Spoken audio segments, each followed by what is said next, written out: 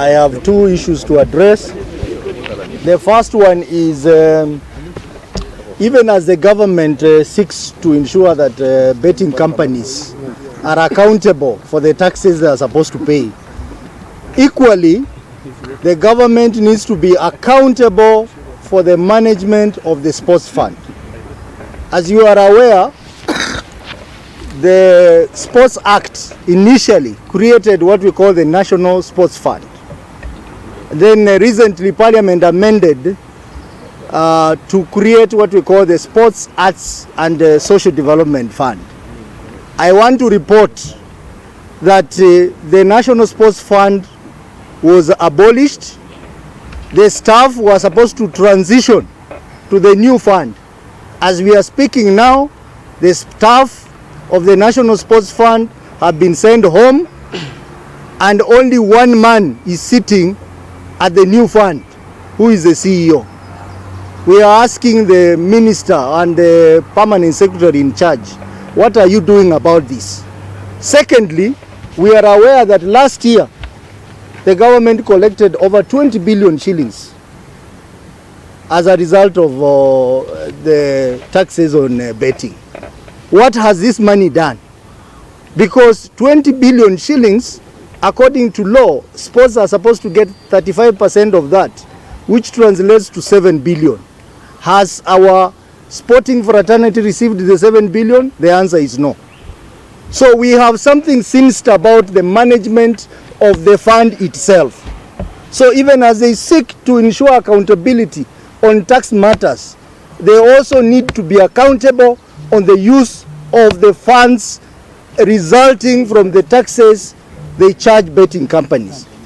Number two, you are all aware that some of our leading clubs which have been benefiting from sponsorship of SportsPesa are now unable to finance their activities. AFC Leopards, you have seen that AFC is now asking for funds to contribute money through a pay bill. Gor Mahia has international assignments. They have no money. So effectively, what Matiang'i and his people are trying to do, they are trying to kill sports in this country. And as an AFC Leopard fan, and Babu here as an Gor Mahia fan, we are not going to allow our two clubs to die because someone is not regulating the industry well. We know that whatever is happening now, it is not an issue of ensuring that betting companies comply. Some of these companies have complied with the law.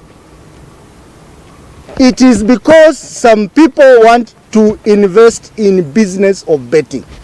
So they want SportsPesa to go, betting to go, and other leading betting companies to go, so that their own companies can flourish.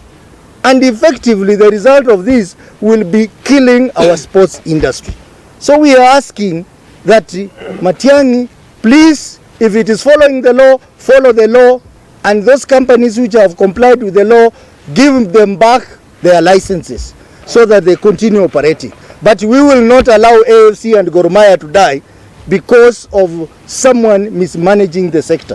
Thank you very much. Lastly, basically, there are three taxes governing the betting sector. The first tax is called gaming tax. The second one is called corporate tax. And the last one, which is bringing this stalemate, is what we call withholding tax on winnings. When we did the finance bill, last finance bill, that is Finance Act 2018, there was a stalemate on the definition of winning tax. And I think this is where the problem is. Most of these betting companies have complied with the two taxes, that is corporate tax and gaming tax. Where the problem is this taxation on withholding tax on winnings. And I think this is really where, as members of parliament, we need to come in. Our definition, we left the definition open to include taxing the betting amounts. So if you place a bet of 1,000 shillings and you win 300 shillings, essentially the tax that should be applied on your bet is on 1,300. Now, the way that betting companies have been calculating this tax is different from the way KRA is calculating the tax. So what I want to recommend is that I think KRA needs to open negotiations with these companies so that they can agree on the amicable definition in order for them to resolve this matter. As we talk, most of these companies have complied with the two types of taxes. The only one where they have this problem is this tax on winnings. And I think if this is done, then this will give the regulators an opportunity to open up these companies for business, because there's no reason why these companies should not be allowed to operate because of this simple stalemate.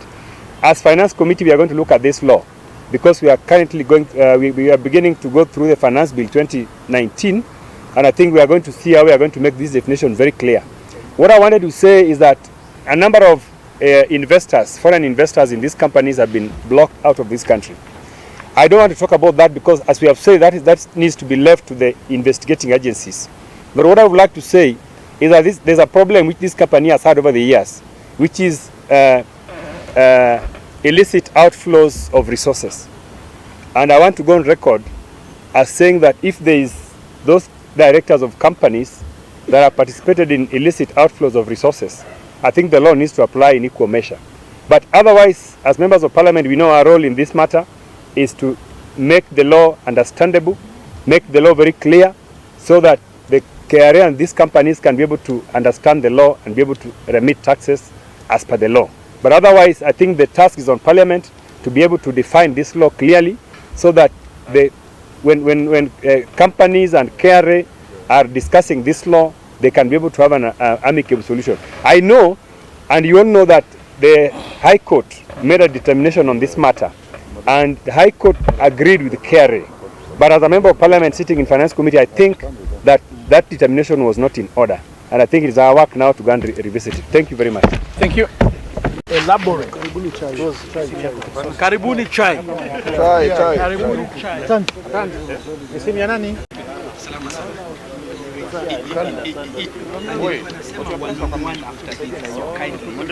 One to